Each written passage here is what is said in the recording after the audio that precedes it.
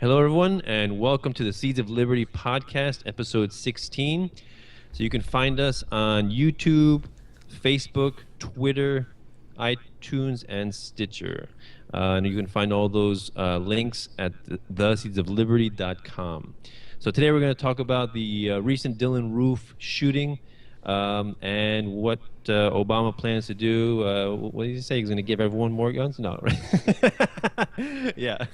Gun control. Take all the guns away. Ban everything. That's the solution Ban to things. gun-free zones is my. That's the solution. That's my solution. Whatever kills people, ban it. People should not die of anything. Save So- just one life. Yeah. So the what did that happen? It was like a few weeks ago, right? So what is he's like 22, 23, a kid with massive family problems, divorce and just domestic violence, and he's on psychotropic drugs, and then his father gives him a gun for his 21st birthday, right? Wonderful gun, wonderful gift for a mentally unstable person, and he's like heavily into it's like obsessed with what, like slavery and plantations and the Confederacy and what, apartheid, I think, right? And a surprise, he's on these psychotropic drugs, and he goes psychotic, which is actually very common. Most of the shootings, when you look at and you look and go into the details, you most often find mental disorders associated with it, and psychotropic drugs that themselves can cause delusions, hallucinations, and psychotic episodes. So that mixed in with Gotta get me some of those. that mixed in with firearms does not always make a pleasant situation. So banning something like guns is like I like to tell people now, it's like blaming guns for violence is like blaming spoons for people getting fat, or blaming pencils for misspelled words, right? or also another great one is if you want to ban the guns because somebody got hurt, why don't you take cars away because a drunk driver killed somebody, right? Blaming inanimate objects. I guess right? until they make AI pistols or something that can just target and shoot people at will, I don't see how the ban guns things holds up. And as we talked in previous episodes, anyone screaming for gun confiscation or gun banning or whatnot, they should open up a history book, not a government created history book, but a real specific there.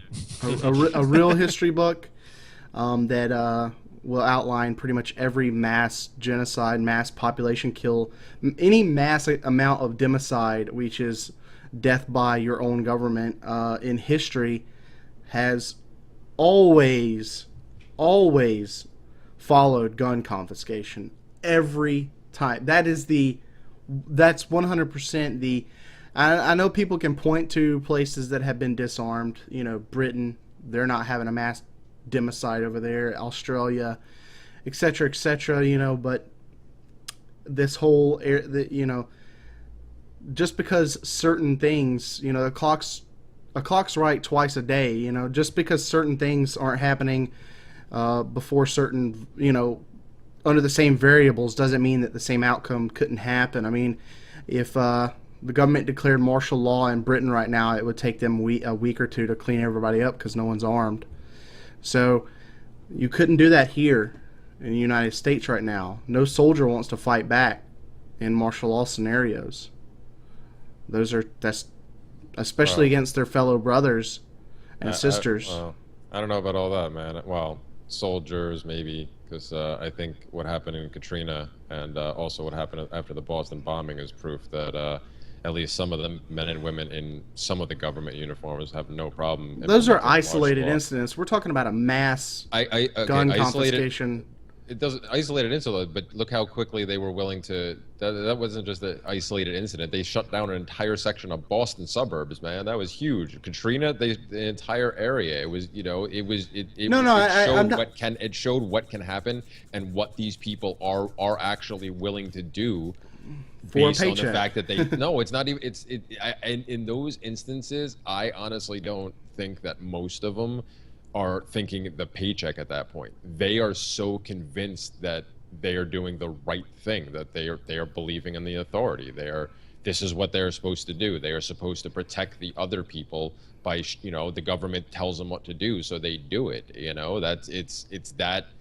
That is Katrina, especially when you see, some of the private videos that were, the home videos that were basically made, some of the stuff that came out after that, and that got swept under the rug really quickly. And so many people to this day still don't realize that, first it was the police, and then it was the National Guard and soldiers going door to door and taking people's guns away from them, all in the name of the collective safety.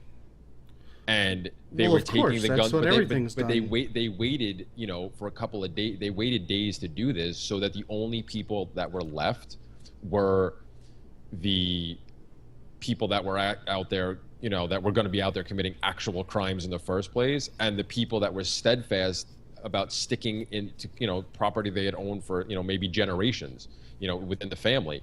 And they had their guns, so they were going to stay and protect their land. They were going to stay and protect their house. And here come these jackbooted thugs knocking on doors and saying, yeah, you have to, we have the legal authority. If I remember correctly, the most of the National Guard that were doing that they were lied to about what their mission was until they were on the ground. Yeah, I know. I heard that story too. But again, they still, not all, but enough to carry it out, went through with it. And that's the thing. It's like you can, I'm sorry, I have a hard time having sympathy for them that, you got dropped on this in the last minute. Yeah, that sucks, but you still said yes. That. No, I know. I'm not giving them a pass, but yeah, we're talking about full-on state-sanctioned gun confiscation, repeal of the Second Amendment. I think if something like that happened, I think that if Obama, whoever the next president, Hillary, whatever, our Congress goes out and says, hey, you're not allowed to own guns anymore. You can turn them in peacefully, or we can come get them. Not only is that an impossibility at this time in this country, but I think a lot of them. I would hope that a lot of American weapons manufacturers would refuse to sell to the United States, et cetera, because they'd be cutting out a lot of their business as well. I just don't think that gun confiscation, I don't think that gun banning is gonna. They can ban down to the last. You can only have a one-shot pistol that has a .22 caliber in it, and you can only have one bullet in the chamber and one bullet has to be locked up in a safe. I mean, they can do all that shit they want, but that's not going to stop people. If we've learned anything from prohibition has never worked.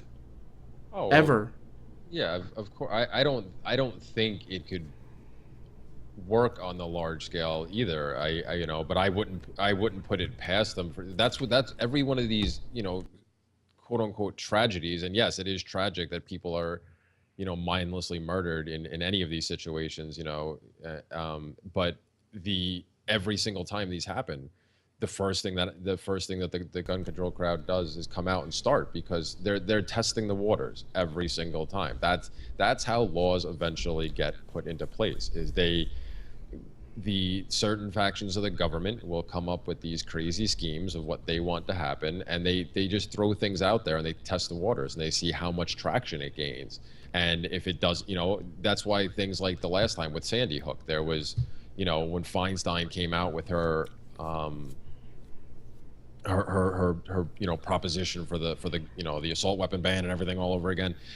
She even said she was quoted as saying that it had basically been sitting in her desk for I think 10 years or something, because they try it, and if it fails, or even if it succeeds but not to the level they want, they just hold on to the legislation and they just wait till the next the next crisis comes up. What's that line that always gets it? Yeah. Never let a good crisis go to waste. Yeah, it's always attributed to Rahm Emanuel, but people have said that long before him. He's just I've said before, he's just like the contemporary version that it's been. But even before Alinsky, there's people that have said that. It's the idea. That's how propaganda works. That's how this state has perpetuated itself. Yeah. War is the health of the state. Yeah. Yeah, what really shocks me is how when you look at when you see mainstream media, you never ever see reports of everyday citizens who are armed preventing crime.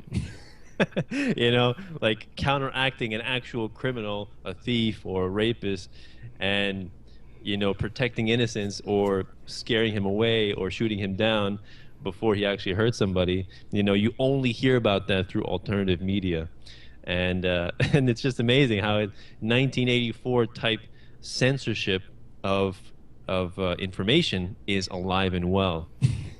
Kids And bringing guns or crackers the shape of guns are getting expelled from school, and it's like, yeah, yeah. Or have even, you went home and watched TV? This kid goes home and watches TV. NCIU's on. All these cop shows are on. Every one of those cops has a motherfucking gun in their hand. What do you think he's gonna do? He goes home, every channel, gun, cartoon, gun, Yeah, but, cartoon, but gun, cartoon. well, no, it's not though. What you said is, I was actually going to say that to what Danilo was saying. The cop shows are the things that they do show, and you're right, Danilo. They don't show the average citizen stopping crimes, but they have no problem showing police officers stopping crime, and that's the reason that all the TV dramas and all the highest rated ones. They show Batman. And I will have to admit, I win. I win. the Batman is completely statist. We can go into that. He is statist. He's a hardcore statist. So let's not even. He's a statist, but he is not operating within the law. Let's be real clear here. We'll do an episode on Batman, okay? Superheroes. Superheroes, yeah, right. The point is that those are the shows that are put out there. That's what is put in media. It's to show that the quote unquote good guys with the guns are the only ones you should focus on. And of course they're not going to show the average Joe stopping a convenience store robbery just because he happens to be in there and he pulls a gun, and nobody gets hurt. And they end up calling the cops to come pick up the guy who was trying to rob the place, and the store owner's happy, any of the customers are happy. They're not going to show that. That's not that's not part of the narrative, and it's been this way for a very long time. And how many actual gun laws are in the books, whether it's federal or state or local or whatever across the entire country? Well, yeah, again, if going back to our previous discussions on the Constitution, and if you want to consider it to be a legitimate document, which we've discussed at length before, that it cannot possibly be so. But even if you want to give it that and say it's a legitimate document, and then yes, we're going to follow the Constitution the way it was intended, well, you're not supposed to infringe, which means no laws against guns. All of them, all the way back to what was the first? What was it? There was one in 1906. Was that the Dick Act, or the 1906 or 1908? And ever since, every little thing, and now with the first gun restriction or regulation put on the American people was to keep African Americans from owning guns. Yeah. Yes. Oh yeah, even before the Dick Act, of course. But it's just been a trend, and it's now with the language that they use these days, it's common sense gun legislation. It's just they chip away and they chip away. But getting back to the story, the Dylan Roof story itself, because Danilo, you mentioned some of the tidbits about it, and I actually haven't been able to verify either way. There's a bunch of different, there's several stories out there. One says that he was given the gun by his father. Another one, as I think we were talking about before the show, David said, and I looked that up, and yeah, there's a bunch of stories that say that too, that he was given money for his birthday and he went out and purchased a gun. And then there's stories saying that the gun shop that he supposedly bought this gun from, the workers are claiming he didn't buy the gun. That he was never there. They have no idea who Dylan Roof is. And the messed up thing is, as usual, everybody jumps on the bandwagon right away and wants to give their opinion and get it out there first before they have all the facts. Even the resident in the resident in chief at the Oval Office over there, he had to jump on right away and say something, and he gave the prerequisite. Well, we have to let the families mourn first, but then after the mourning's over, we should have a discussion.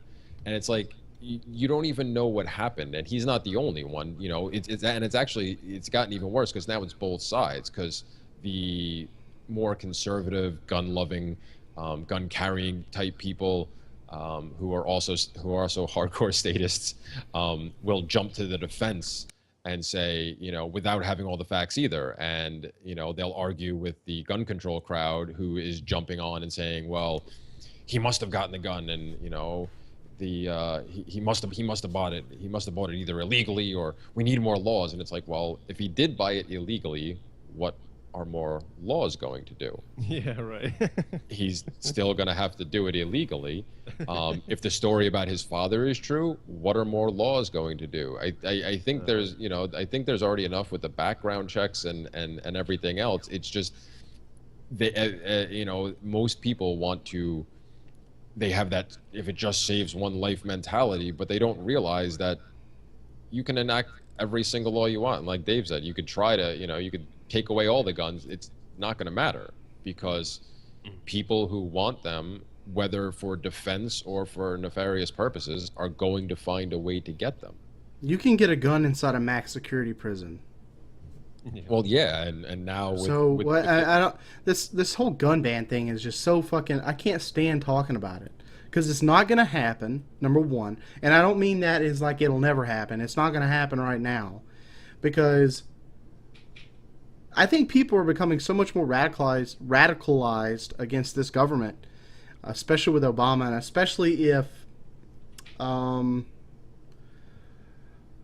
kind of modicum of common sense doesn't start pulling this thing back. People are just going to keep getting more radicalized. There, more and more stuff is being taken away from people. And you know, we were talking about the backfire effect last episode, and we were talking about, you know, people they won't believe something until they see it.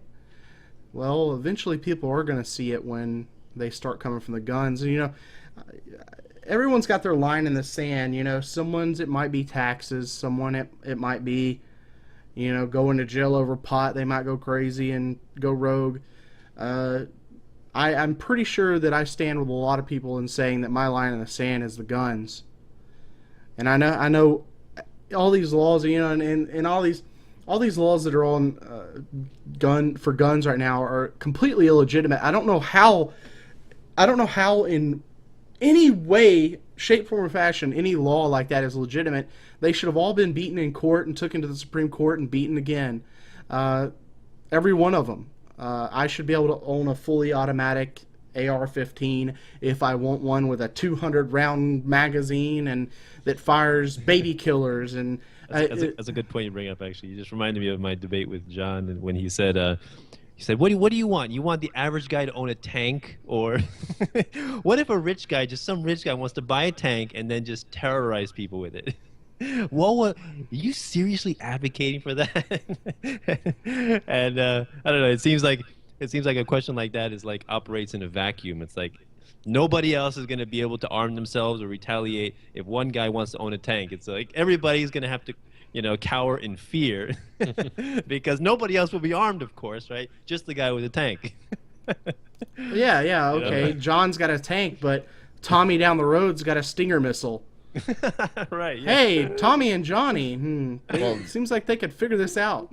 Well, they wouldn't even have to go that. The other guy wouldn't even need that much, though. I mean, that's the ridiculous of that argument is that even if you say, okay, fine, one guy in a neighborhood gets a tank and wants to, like, what is he going to do? Just start running over people's houses? Know, right? And if he does, okay, how long do you think it's going to be before a group of people get together and say, God damn it, this motherfucker's running over people's houses. We have to stop him. Right.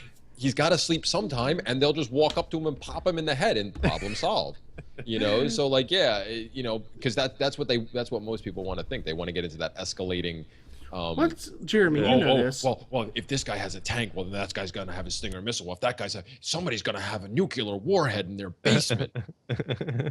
Right. First of all, why would anybody want to have a nuclear warhead in their basement unless there's a nuclear scientist and they know what the fuck they're doing? Because otherwise, like, you really think some jackass that you don't trust who lives on your block is going to put a nuclear weapon in their basement because they touch it wrong and the thing blows up them and everybody else. Like, and again, even if there is a person who doesn't care enough that they're willing to do that, then they obviously don't value their own life. So screw valuing anybody else's life. And that person is not going to be stopped by any law at any time ever. So the fact that people like it's so what is it, the argumentum absurdum or whatever it is, how they just go on and on and on. It's like, really, seriously, do you hear yourself? Does this is this not, are you just speaking words and not even like, have you blacked out? Well, are you there? It's the steps to retreat, right? It's I've lost this argument. I've got to move the goalpost. I've lost this one. I've got to move the goalpost. I've lost this one. I've got to move. Absolutely. They'll never get past this goalpost. The nuclear bomb. Whoa. It's like, no. Look, we've already broke this down. How many power companies would buy those nuclear warheads from every government that's going out of business? All of them. Mm-hmm. They would break them down and use them for fuel. Okay. But what's the argument? Jeremy will probably know this. You know the argument that liberals always say, well, when the Second Amendment was wrote, they had muskets. They didn't have fully automatic miniguns. But they also didn't have the internet then either. No, they have. It's always, it only applied to muskets. Okay, well then the Second Amendment the First Amendment only applies to pamphlets and newspapers and handwritten letters. Right. You know, nothing. It's like, it's so ridiculous. Because, and again, any argument, your emails and passwords, those aren't protected from seizure. Exactly. So it's like anything that you don't, most people on in the status spectrum on either side, they only want to think about the argument. They only want to think about the arguments halfway. They never want to think about the other side of the argument, because then they have to start questioning and going, oh shit, wait a minute, that doesn't add up. Like, I mean. We've talked before about how logic is purposely not taught in schools, and the reason for that is because if you're able to use it and be consistent, when arguments like that are presented, you will look at both sides and say, okay, which adds up, and if it can only be applied one way, then it can't be universalized. Well, it's not very freaking logical, and we don't really need it in this discussion, that's what it takes for people to get over that hump. But most of them, they only want to look at one side, and they say, well. The guns. Well, okay. What about the papers? Oh, that doesn't count. Well, it's the same goddamn thing. Well, no, it's not, it's different. Everything's always different. It's like paper can't kill someone, Jeremy. Yeah. Well, you can get killed any number of ways. You could walk out of your house and a meteorite could be screaming towards the ground and clock you in the back of the head. That's the issue. Is everyone wants to use government to prevent risk in life. Yeah, it's impossible. Mm-hmm. It's the nanny state. I think I remember how many people die from knives and bats and bathtubs. The guy in China that killed car accidents. The guy in China that almost killed 200 people with a knife. I just saw that was another one, right? Because that happened a couple of years ago. That actually because Obama said these types of things don't happen in other countries. Okay, so someone used a less deadlier weapon and killed more people. So yeah, maybe you're right. Maybe he didn't go kill 9 people in a gun-free zone with with a firearm. He killed 200 people with a knife at a school, which is most likely a knife-free zone. So, this whole thing can be, if you look at every mass shooting that's happened in the United States of America, you might be hard-pressed to find 1, maybe 2 locations that did not happen in a gun-free zone. The Fort Hood shooting, that base was a gun-free zone. The Aurora theater shooting with the Joker wannabe guy, gun-free zone. This guy just now, Dylan Roof or whatever his name is, he just killed 9 people in a church that is a gun-free zone. You look at Sandy Hook, was a school zone for gun-free zone. So why aren't when you go to a gun show and there's 300 people there, why is it some nut picking up a gun and killing 300 people there? Yeah, right. If guns are the problem, why isn't in every gun show 9,000 to 20,000 people dying? Yeah. Why? Virginia Tech, Columbine, right? All why? Why is it not happening at gun shows? I'll tell you one fucking reason why. Because the minute someone shot one other person, they would get dropped by 3 other people. Okay? If everyone at that church was armed, Dylan Roof would have pulled that gun out and got killed. If every teacher at Sandy Hook was armed, that kid would have gotten killed the time he entered that school. Okay?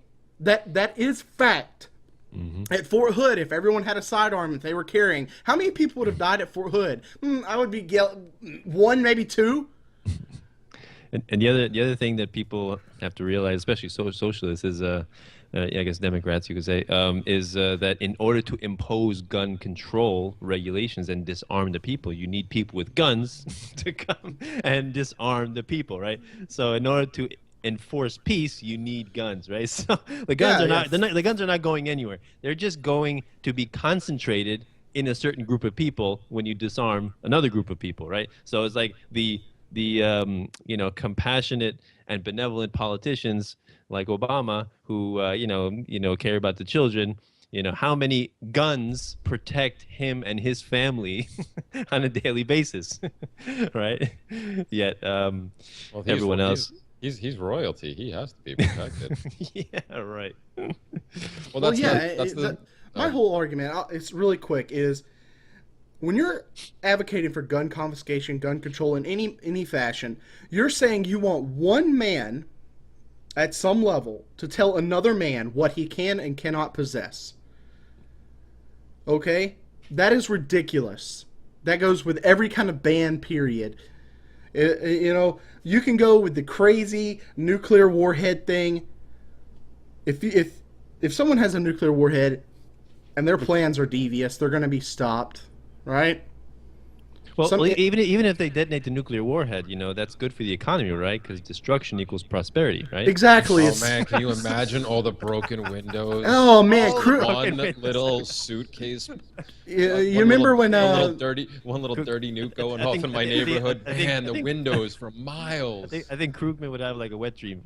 No. Remember on South Park when Randy Krugman might stroke out on that. Jesus. Remember when Randy couldn't watch porn for like 2 or 3 weeks, and he finally could, and then it was just jizz everywhere. He was covered. He was like, "Oh, that would be Krugman if a dirty bomb went off in New York City. He'd be like, yes, stimulus." That was his. I guarantee you, he was jerking off to the 9/11 bombings. Just stimulus, Freedom Tower. This is what we needed.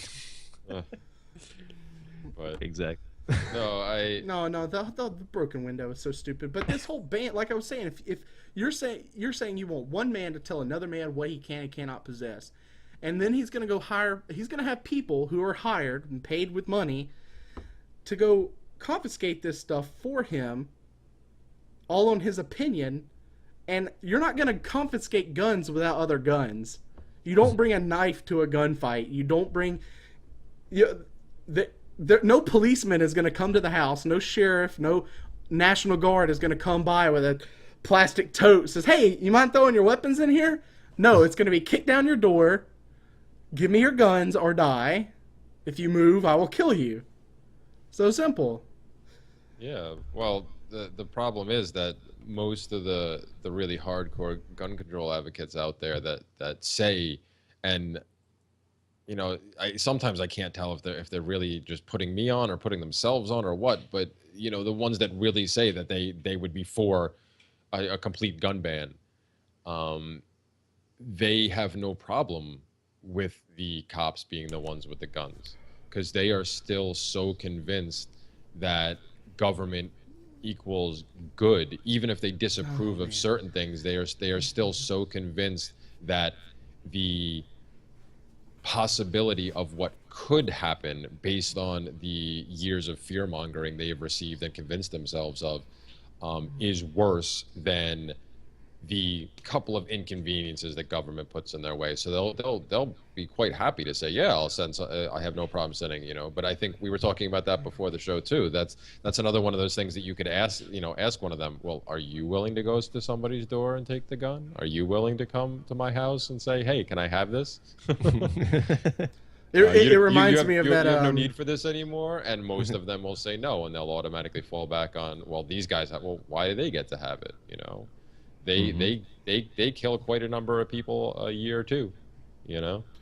The cops, yeah. Did you see the Tom Woods the other day? The cop kill to 100,000 ratio. Yeah, well, you It put was higher than any other nation, yeah. like average citizen and their police combined. Mm-hmm. It was 125 to 100,000 cops, and I think that the rate at just plain old Jane American citizens is like 8 or 7. It's so ridiculous that in Honduras has the highest per capita per state kill by firearm or whatever, and it's like 22 or 28 or so. It's but you know the American police officers are 125. That is absolutely insane. Like Well, yeah. they have to answer that. Well, they'll avoid it by saying, well, you know, they'll try to say, oh, well, you can't count them as murderers. They were catching bad guys. Well, yeah, try to have that compute with all the other cases that are quite public knowledge at this point of police brutality all across the country in all these different situations. You're telling me that you know for a fact every one of these people that were killed was done because they deserved it? You know, like that's ridiculous. There's so many cases where people were, you know, people killed in no-knock raids where they got the wrong freaking address, you know, like these things happen, and it happens with increasing regularity. You know, it's only been the past couple of years that a couple of independent organizations have been keeping stats on this, and I think it's, you know, last year I think it might have been 1,400 or was it 1,100 or somewhere between 1,100 and 1,400 for last year. The year before, the same thing, somewhere around 1,200. You know, this year is already on pace to still be over 1,000, and a lot of those times, so many people will see that and say, "Oh, it was a bad guy. He was breaking the law. He deserved it." You know, as if being a cannabis smoker and being caught and trying to run because you don't want to deal with the mess because you have a bunch of cannabis on you at the time and you get killed over that. Yeah, that you deserve to have it. There's a death sentence because you were, you know, smoking a plant. Like, seriously? Look, Jeremy, you were breaking the law? You weren't obeying an authority figure, okay? Well, but that's the mentality. Look, you just need to learn to obey authority. That's your problem, man. You just have a problem with authority, and yes, I do. you know, we're gonna send you to a concentration camp to get you retrained, and so you'll be a happier, more productive citizen. Jeremy, that reminds me of a cartoon I saw recently. You see, a house with a bunch of jackbooted thugs in their riot gear, SWAT gear, and busting down the door, no knock raid, and then somebody walking by talks to one of them. What's going on? What's in there? Terrorist or zombie or what do you got? Osama? He's like, no, bag of weed. Oh, okay. It's and I remember I was listening to the Prof. CJ Dangerous History podcast, and one thing that really struck me was right before the American Revolution started, there was actually I guess in the local small governments, they actually mandated their own citizens to own firearms. They said you have to own one, you have to own this number of Indians, lead bullets, and you have to own a bag, and you have to have the ramrod. You have to have it, yeah, for various reasons, for defense or for the British or for whatever. And it's like, imagine that today. What, how strange that would seem for, the local. How many liberals would kill their own children just to prove their point? Like, this gun is unsafe. It killed my child. Sweden Switzerland has like mandatory gun ownership, I think, as well, and their cops are unarmed. When's the last time you heard of a Switzerlandian cop getting killed? Swiss. Yeah, my bad. When's the last time you heard of a Swiss cop getting gunned down? Yeah, but their whole setup is also the reason pretty much everybody has a weapon is because they're all conscripted, aren't they? They're all part of the even though Switzerland never everybody thinks of Switzerland as being the neutral party because they never got involved in anything. But I think part of their deal is it's conscription. You have to, and you You don't. have to serve 2 years over there in the military, I believe. No, yeah, if you're exactly. able-bodied. And then you're able to keep one, but I can't remember if you're allowed to keep it at your own location, or you have to have it at an armory or something like that. But either I think way, you're allowed to keep it. Even still, the conscription thing just throws that that whole idea out the window for me. I understand that. Oh, and we could talk about that for days. Well, yeah, but even with the revolution. No, story, it just drives me nuts that you have this amount of people that are armed, and that's my case for increasing the effectiveness of American police is to disarm them unless there's an extreme situation, then you would call a SWAT. Like if you had an active shooter, a bank robbery, something like that, some kind of property that they would be defending, not, hey, let's call a SWAT team because someone's got a plant in their house. Hey, let's call a SWAT team because someone didn't pay their electrical bill this month. Oh. Like, hey, why couldn't one unarmed police officer go serve a warrant to someone who didn't pay their utility bill? Why? Was the people were they afraid the person was going to get gunned down and say, "Hey, I'm from the police department. Here's your utility bill. You need to pay it, or we're going to kick your ass out of here." No thanks. Bow. No one's going to do that. Like, well, somebody. No, let's kick down. Somebody might. So okay, someone might, but it doesn't. Let's wait for the first case of that to happen. There's no way a SWAT team was warranted to go serve. That SWAT team lost the state more money to pay overtime than it did that they would have collected on that utility bill. That probably state monopolized fascistic. Well, the SWAT teams are a big part of the problem. That they were the beginning of the militarization of the police. Well, there's certain scenarios that a SWAT team is necessary on all levels. Because you're talking an active shooter, someone holding hostages, something like that. You need people who are trained, who should be trained to do that anyway. If they're the ones supposed to be protecting everybody else, Of course, we're talking about a hypothetical free society where you have private defense. It's that scale that just once you start on that's where things end up going haywire, because the SWAT teams of the 70s, what was it, Philly and LA, where they started out in the late 60s, early 70s, that was the beginning. And that's where, because once those are around, you get accustomed to seeing them, and then people clamor for them in certain situations. Oh, there's been movies and TV shows about it. And unfortunately, that's one of my one of my guilty pleasures is SWAT. SWAT, unfortunately, is still one of my favorite movies. The one with Samuel L. Jackson in it. Oh shoot! It's one of those things I just can't let go of. Should I hang up on him, Danilo? Should I just get him out of here? Confession. I voted for Obama. I voted for Obama. He likes SWAT movies. You still win. So. I still like war movies. Give me a break, all right? I love Saving Private Ryan. Oh, I never liked war movies. Never liked. Oh man, yeah, it's great. But my point was that that's what started all this, and people are so used to them now, and so many people, like, yes, the utility bill example, I can't imagine there's too many people out there that would find that acceptable.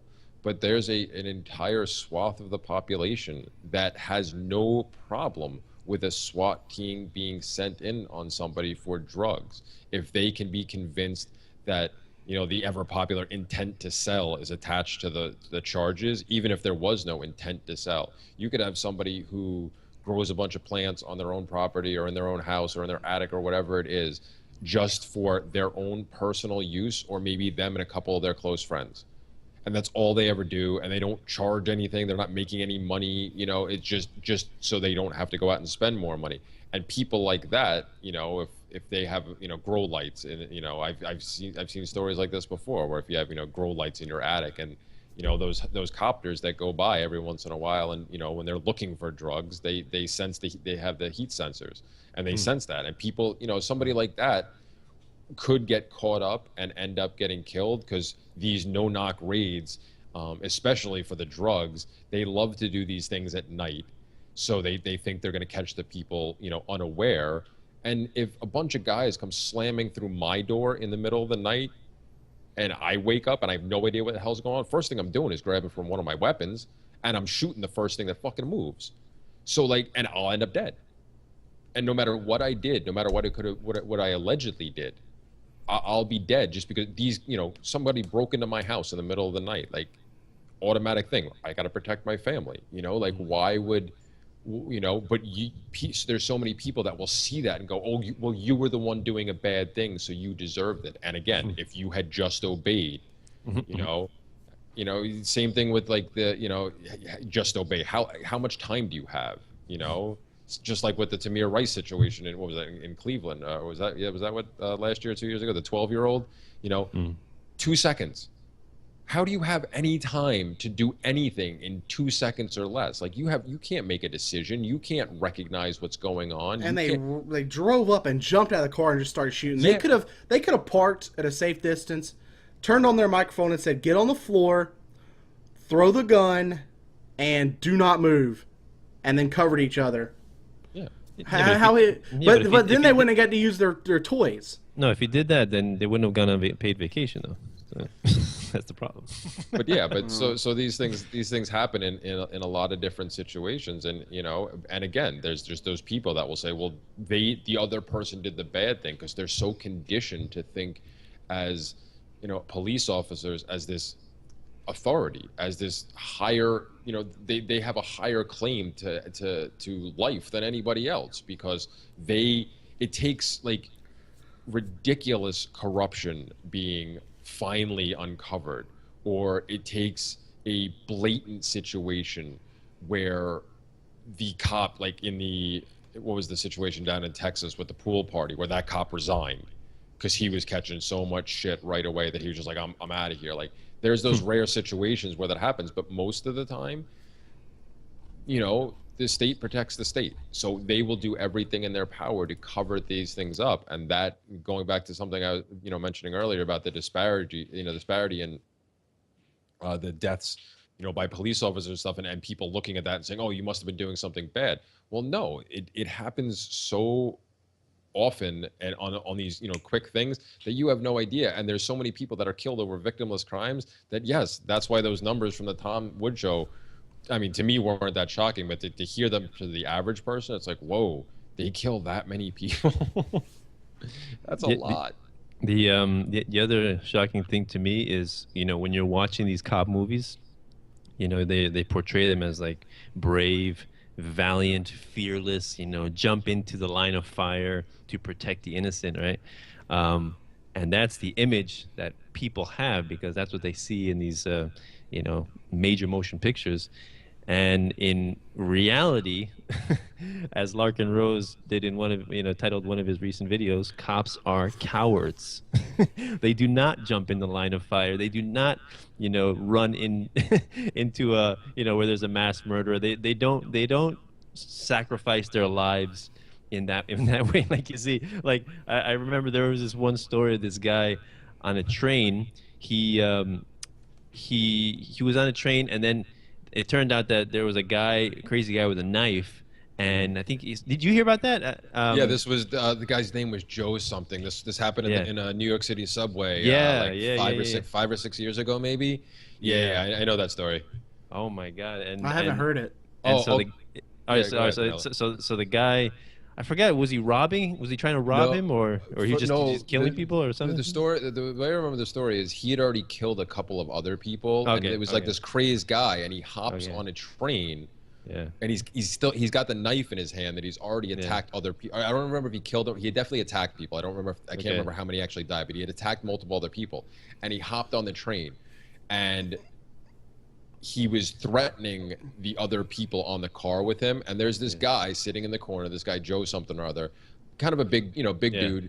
And he's sitting there and he's watching, and he looks out of the corner of his eye, and in the very next car, there's two either New York City police officers or MTA police officers watching everything that's going on through the window.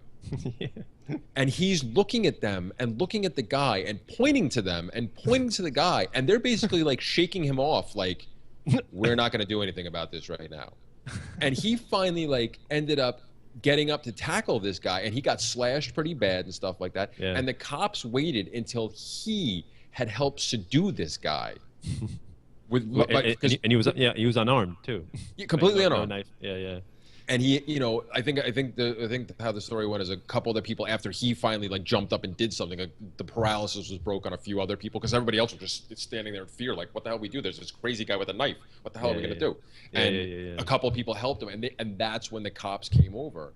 And this guy got him, you know, he got a couple of huge slashes through him. Like he got pretty messed up over this, and he just couldn't believe it. And he was somebody, he had said that before that he was a huge supporter of the cops, and he didn't think, you know, he really believed the whole couple of bad, you know, the few bad apples things.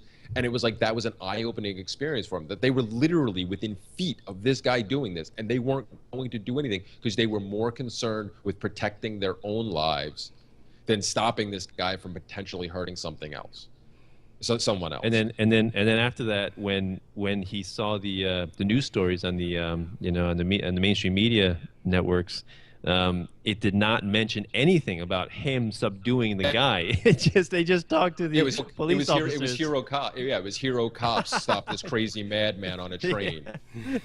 And it was, and he finally came out, and like I had heard some stories. I don't remember. I never verified them or not, but I had heard some stories that he actually received death threats because he came out and spoke. Like, you know, people from like the police unions and stuff were like threatening him. It's like, what the hell, man? I just risked my life to save a bunch of people that I didn't know. Yeah. And I'm getting shit on here. Like, you know, that's just not right. And it's like it's funny because, you know, like I was saying, they were more concerned about protecting themselves. And that's something we've discussed before, how they're trained that even if the words aren't said, what's put in their mind is you're more important than everybody else because you must protect you. You must make sure you and your partner are safe first before anything else happens. So that automatically puts you on a different level. And yes, self-preservation is one thing. In a random occurrence, most people are going to react to preserve themselves first, unless you're like a parent and your automatic instinct is to protect your children. You know, like that's normal. I get that.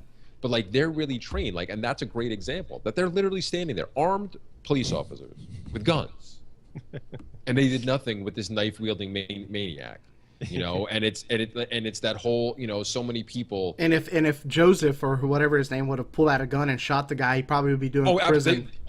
Prison, they would have blown him away. They would have shot him if he had pulled out a gun to stop this guy. Most likely.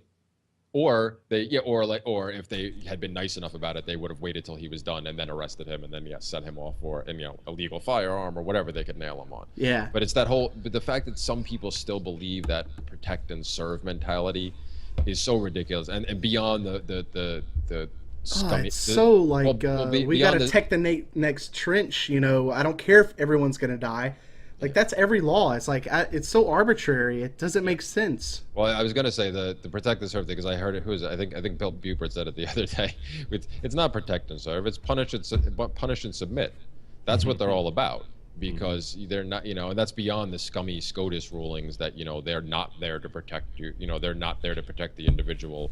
You know, that's just beyond that. They've never been about protecting and serving. Yes, back in the day, there might have been cops in local communities who cared about their communities and wanted to help, but their job first and foremost is to clean up messes, not stop crime. The war on drugs radicalized the police force.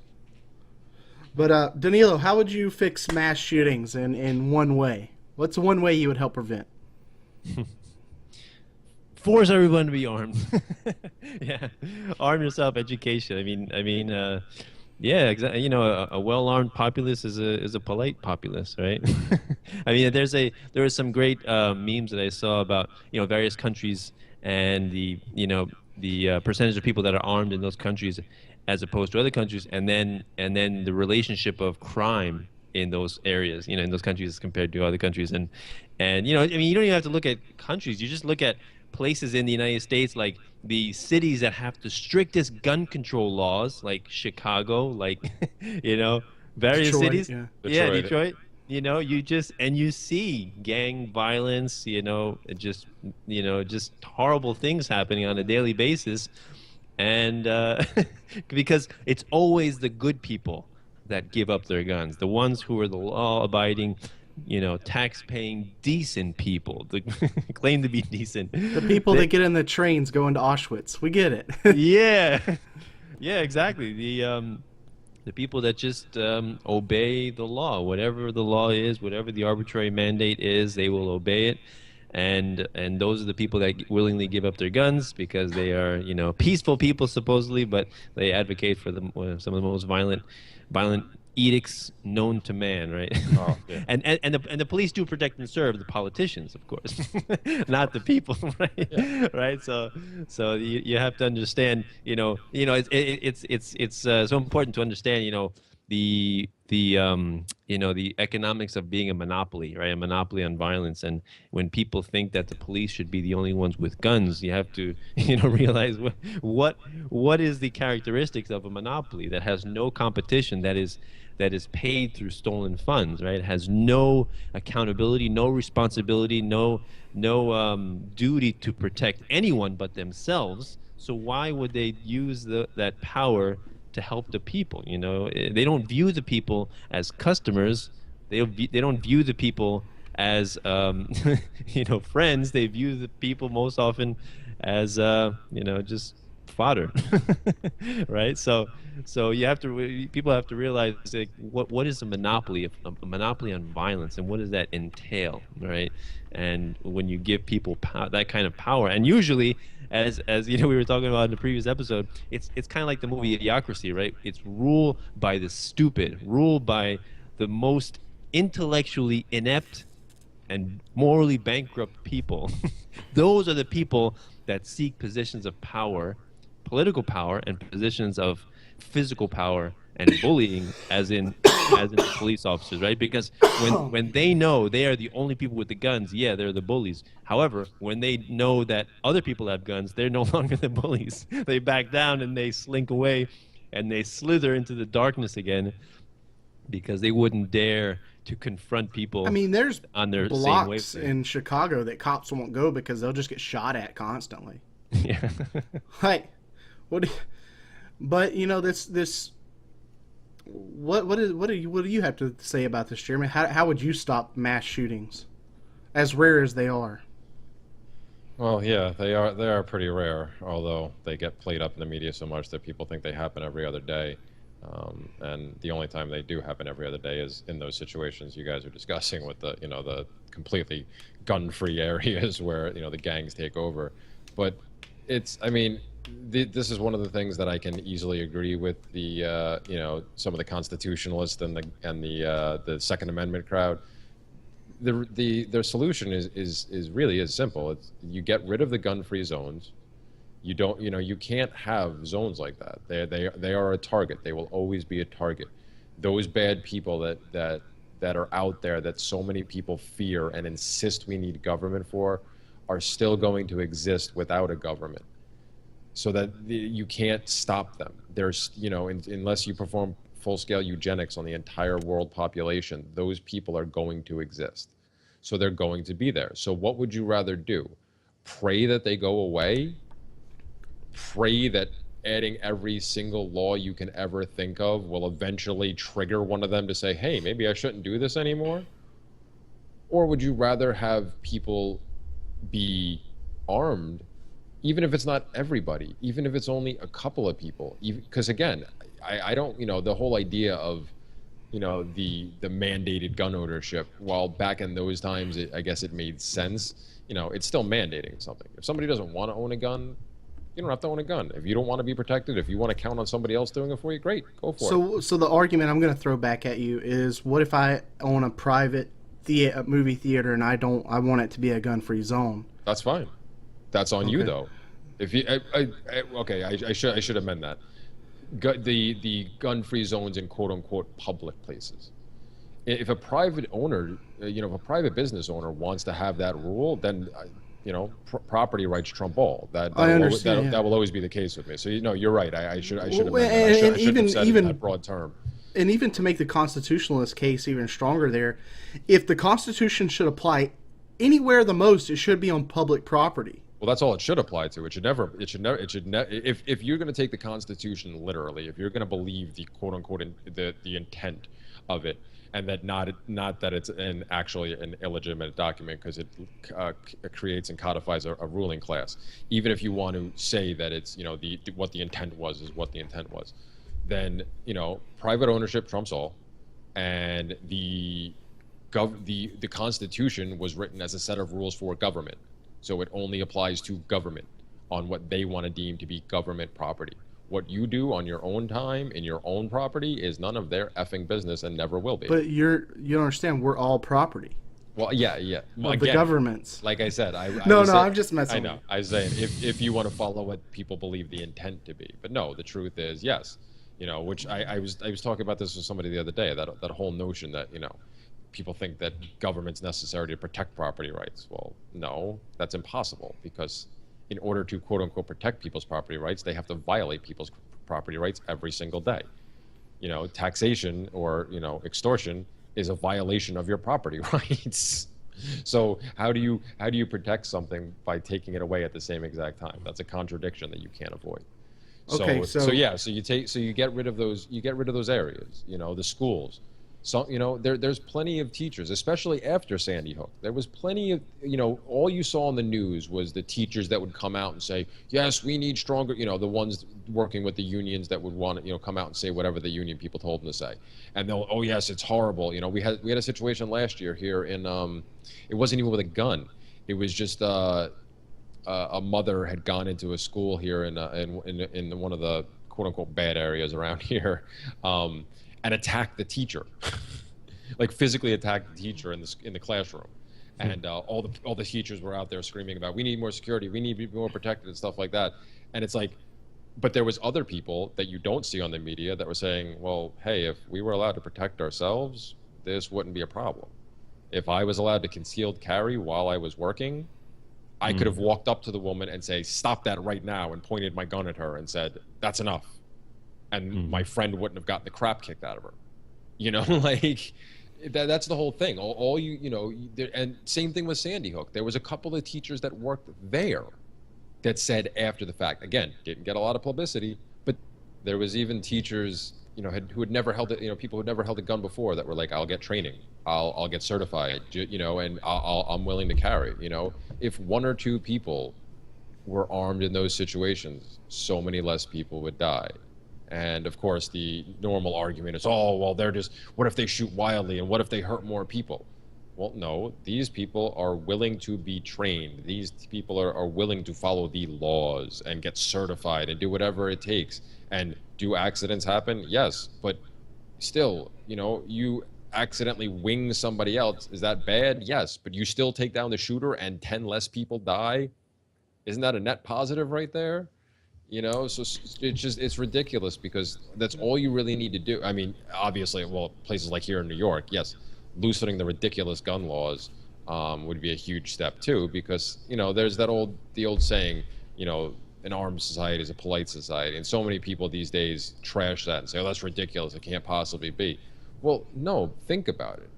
If you're somebody who's not going to follow the laws in general, you are what society would deem a criminal. Laws don't stop you. They only slow you down. If you're that type of person, no matter what you're doing, burglary, whatever it is, if you're going to look for easy targets. That's their game. They look for the easiest target possible so they can maximize their exposure, get what they can get, and get the hell out of there. So if you now have a society where you literally don't know who might be carrying a gun, how likely are you still going to be to act on these impulses as regularly? Because now you have to take that extra risk. When you're in a situation like in New York City, people still get robbed there. Why? Because pretty much nobody's allowed to carry a gun except the cops. So if you get mugged, that there's like a 95, actually in New York City, probably 97% chance that the person you're trying to rob is not armed. Something I read the other day warmed my heart. It was like 2 million New Yorkers have refused to register their assault weapons. Wow. I will not confirm nor deny that I am one of those people, but but no, that happened after the SAFE Act passed, when there was so many people that right away were like, screw this. There's no way in hell, that. I read some of the SAFE Act, and it was like, one of your family members can call and say that you have mental issues, and that could be enough to have your guns taken away. Oh yeah. Well, which is ridiculous. that was the big scare. Well, when the Safe Act passed here, it was ridiculous because I think I might have talked about this in one other episode before. It was literally they threw this thing together right after Sandy Hook happened because Prince Andrew is convinced that he needed to be at the forefront and he needed to set an example for everybody because he still has presidential aspirations. He will never get elected president, thankfully. I can't stand the man. His father was an idiot. It was an idiot. He's even worse. Cuomo? Yeah. Or whatever? Yeah. But when, he had to rush this through, and they literally, I remember, because this was when I had learned of voluntarism, but I had not quite made the plunge yet. So I was still like a minarchist constitutionalist. So I was with the Oath Keepers and everything, and I was getting flooded with these emails and trying to keep on top of all this. And like literally, it was like 1, 2 o'clock in the morning that they finally signed this thing. And Cuomo right away, he had this policy where he waited 3 days on every bill, and he was going to take his time, for a show to make everybody think that he thinks about things first. And he just had to waive that 3-day waiting period for this. This just had to go through. And I think there was like literally a handful of less people that voted against this. And it was just they just ramrodded it through, and they were like, I mean, they had to backtrack on some of it because people right away, the first thing all the local gun groups did was like got their lawyers on their phone, like, all right, how can we tackle this? How can we, right away take this to a Supreme Court, a state Supreme Court ruling and get this, so they had to drop the magazine ban because originally they dropped it to 7. There are no freaking magazines that hold 7 bullets. They didn't think that through. It wasn't you could only have 7 bullets. You could only have a 7-round magazine. And then I can drive two hours one way, cross the border, go buy one, and drive right back. Well, yeah, you can hop in a PA and get it, but they were going to be stringent on it. And then Cuomo gave that impassioned speech where his line that was quoted everywhere, where all the gun control advocates sucked it up, was you don't need 10 rounds. No, nobody needs 10 rounds to kill a deer. And like, it was one of the few times I actually wished I'd been in the audience for a political rally, so I could have just screamed back at him and be like, "Nobody wants to kill a deer, you freaking moron. We want to kill you." At least have the ability to do so if necessary. The deer is not extorting me. Come on. Yeah, exactly. The deer isn't doing jack shit to me, actually. So yeah, no. Like this whole gun grab thing is.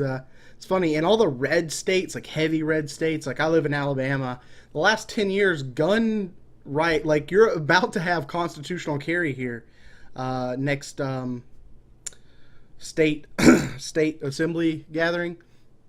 It's gonna pass. So you can carry a bazooka on your back? I don't think that is possible. Well, that's not constitutional. No. What I mean by constitutional, like no one can take you. No, you don't have to have a concealed carry to conceal. Like in Alabama, right now in Alabama, for you to have a firearm, if you don't have a CCL, which unfortunately I do, concealed carry license, you have to have if you're out in public. If you're not in any kind of car or vehicle or public transit or whatever, your gun can be shown. You can open carry, wide open. You could have an AR-15 on your back walking down the road. All right. The minute you get into a car or any kind of vehicle or any kind of concealed thing, the bullets can't be with the gun, and the gun has to be locked up. The most ridiculous thing in the world. And I know. So like I was talking to the sheriff when I was applying for my CCL, and I was like, so I'm down in a bad part of town, and I'm getting surrounded by a few people, and I have my gun in the glove compartment and my bullets in the console. How screwed am I? And he just laughed. He said, "Yeah, I know it's a little ridiculous." And I said, yeah, that's why I'm getting this, because that's BS. And every gun restriction is against the Constitution. He said, I agree. We hate enforcing it. And I'm like... But we do it anyway. But you do it anyway. That's what I said. I'm just doing my job, man. I said, but you do it anyway. I'm doing my job. I literally said that to the sheriff at the counter. I said, but you do it anyway. But, I think next year we'll have constitutional carry here. Montana is also a wild state. Like, you can own fully automatic weapons. You can You can do pretty much everything as long as you don't leave the state. You can own bazookas, whatever, a tank, whatever. As long as you don't leave the state, as long as you're in Montana. So it's pretty wild. But here's my, because we're going to try to wrap up here. Here's my way to fix mass shootings. Okay, quit making guns scary. Quit demonizing guns. Start demonizing the people who use these guns for nefarious means outside of private property protection or property protection, and do away with gun-free zones, government gun-free zones. Okay, that should not be a thing. All right? Public gun-free zone. If private gun-free zones are one thing. If I went to a place, if I go to a restaurant, I can still carry everywhere I go. If I go to a restaurant and they have a no-gun thing on the store, I say, baby, we got to go somewhere else. I'm not going in there. They've lost my business. So that's that freedom of association and disassociation that we talked about in one episode. But you can't have that in public because everyone owns that. So the Constitution should apply more heavily to that area, right? So what you have to do is you get away from these gun-free zones. You get away. There would have been not a Sandy Hook shooting. There wouldn't have been a Fort Hood shooting. There wouldn't have been. There probably would have been the Aurora gun shooting because it was a gun-free zone, a theater. Which I don't know if that's a state mandated thing or No, it's.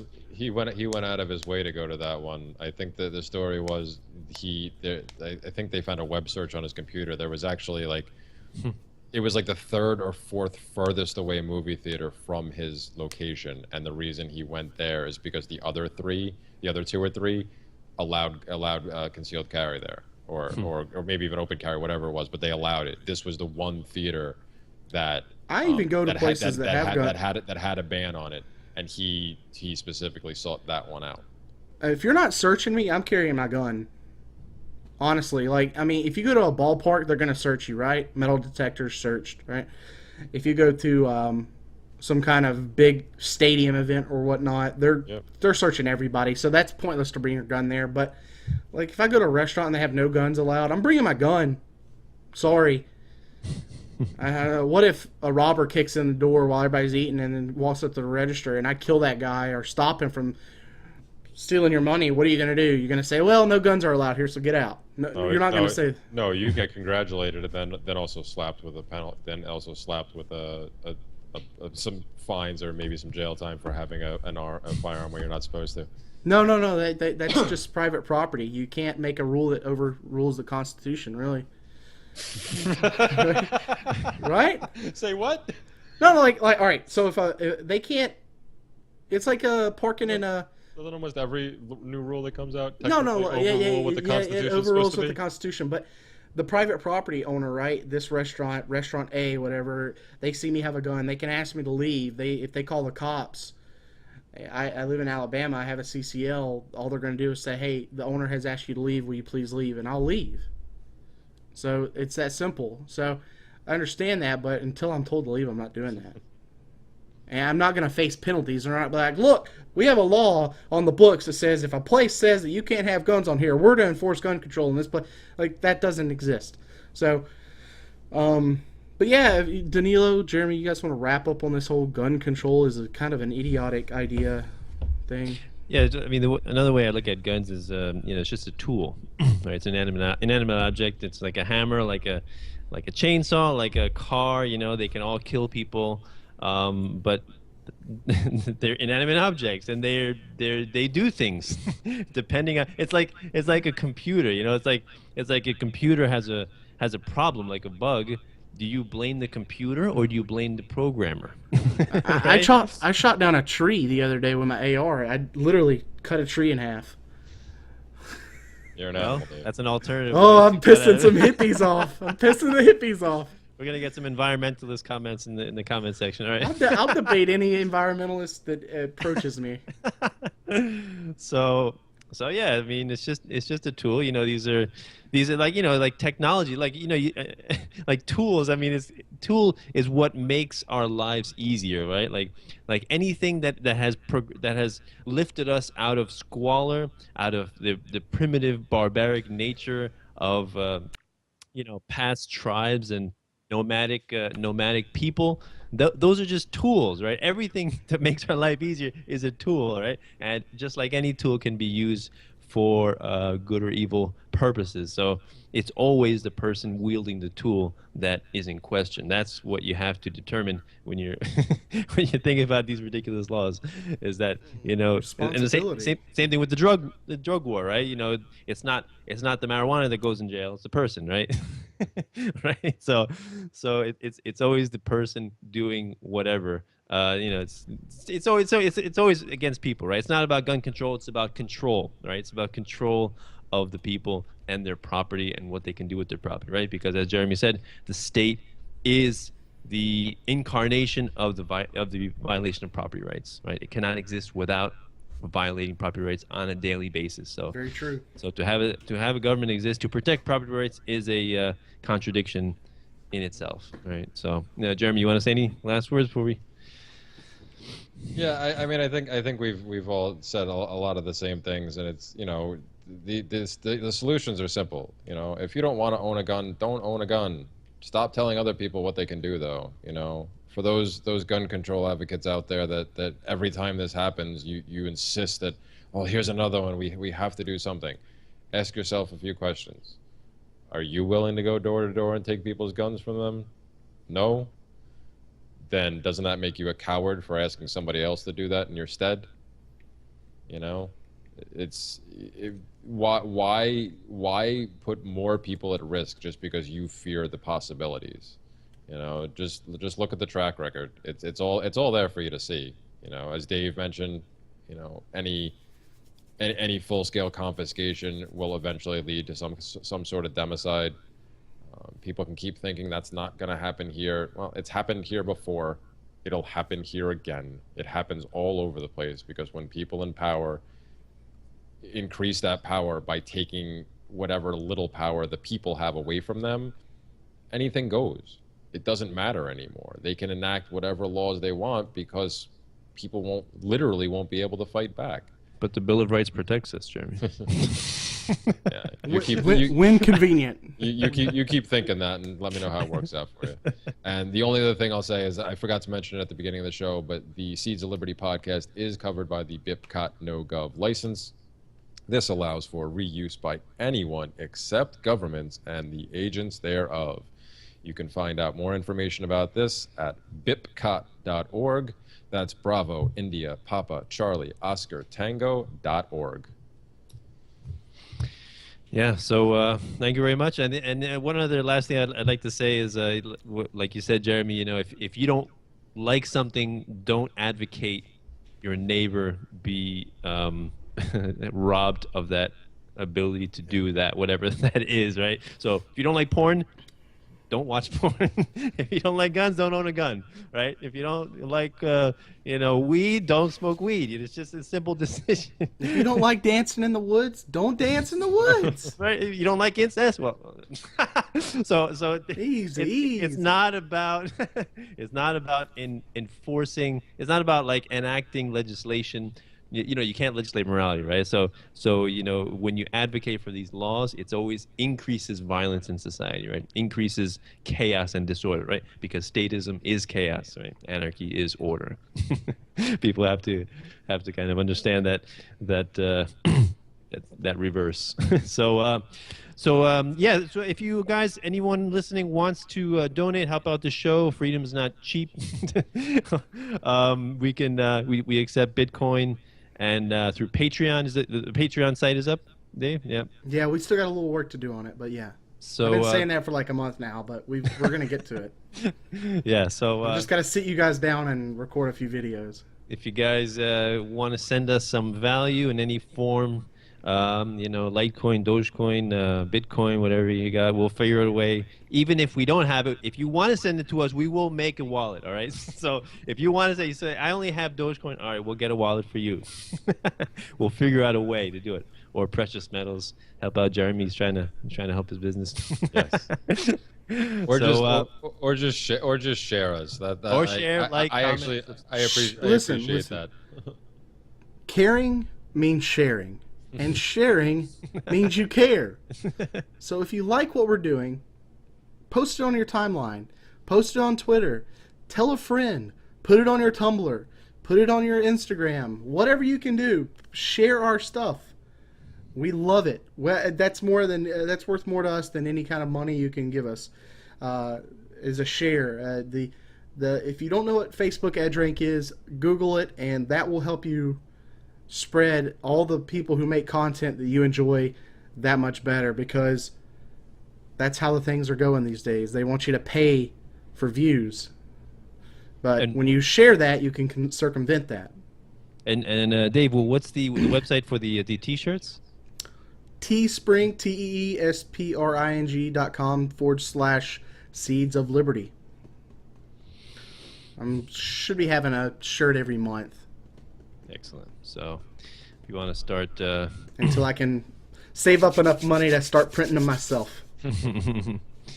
Yeah, if you want to fill up your wardrobe with Seeds of Liberty gear, by all means, we'll appreciate it. Well, the way Teespring works, and I've been trying to say this on Facebook, is I've got the price a little higher, and you're not really buying the t-shirt for this price. You're buying the t-shirt to help donate to us and get something back. A t-shirt that you can wear and impress your friends with snazzy colors. Nice. They could look at it and say, who the fuck is that guy with a pot on his head? And why do you have that on your shirt?